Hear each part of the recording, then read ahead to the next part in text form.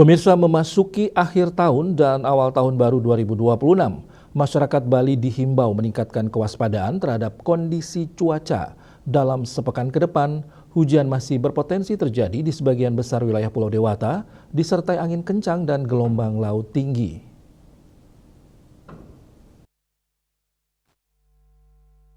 Balai Besar Meteorologi, Klimatologi, dan Geofisika Wilayah 3 Denpasar memperkirakan kondisi cuaca di Bali pada periode 29 Desember 2025 hingga 4 Januari 2026 umumnya cerah berawan namun masih berpotensi hujan ringan hingga sedang.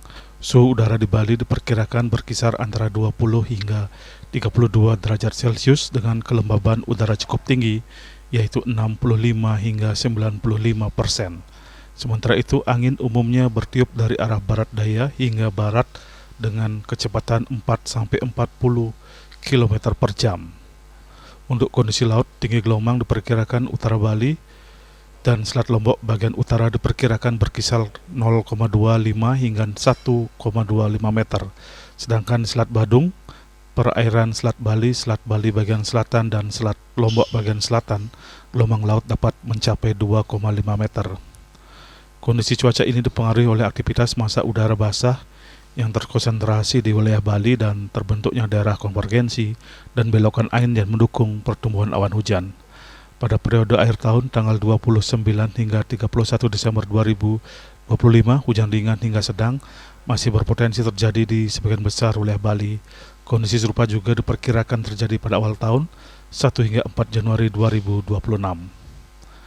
BMKG mengeluarkan peringatan dini agar masyarakat mewaspadai potensi hujan yang dapat disertai petir dan angin kencang serta gelombang laut tinggi yang berpeluang mencapai 2 meter atau lebih di sejumlah perairan Selat Bali.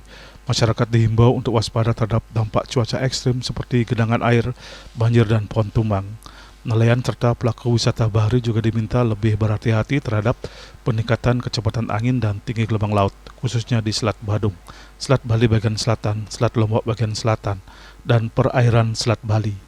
Demi keselamatan bersama, masyarakat diharapkan terus memantau informasi cuaca terkini dan mengutamakan kewaspadaan, terutama saat melakukan aktivitas di luar ruang dan laut. Indrawan, Bali TV.